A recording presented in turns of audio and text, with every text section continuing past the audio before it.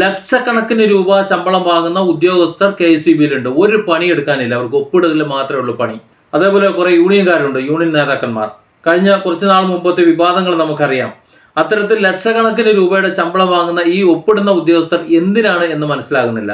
എല്ലാ ഒപ്പിടലും പണിയുള്ള ഉദ്യോഗസ്ഥന്മാർക്ക് കൊടുത്താൽ മതി, അതല്ലെങ്കിൽ ഒരു അപ്രൂവലിന് വേണ്ടിയിട്ട് ഒരു ഉദ്യോഗസ്ഥനെ വെച്ചാൽ മതി. അതിന് കോടികളുടെ ശമ്പളം അല്ലെങ്കിൽ ലക്ഷങ്ങളുടെ ശമ്പളം ഒന്നും കൊടുക്കേണ്ട ആവശ്യമൊന്നുമില്ല. മാന്യമായ ഒരു ശമ്പളം കൊടുത്താൽ മതി. അങ്ങനെയാണെങ്കിൽ തന്നെ ഒരു പരിധിവരെ KSEBിന്റെ നഷ്ടം ഒഴിവാകും.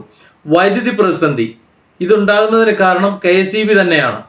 കാരണം KSEB അതിലെ യൂണിയൻകാരുടെ നിർബന്ധത്തിന് വഴങ്ങി പുറത്തുനിന്ന് വൈദ്യുതി എടുക്കാൻ വേണ്ടിയിട്ട് കേരളത്തിന്റെ വൈദ്യുതി സ്രോതസ്സുകൾ പലതും പണി മുടക്കിയിട്ടേക്കുന്ന കഥകൾ നമുക്കറിയാം.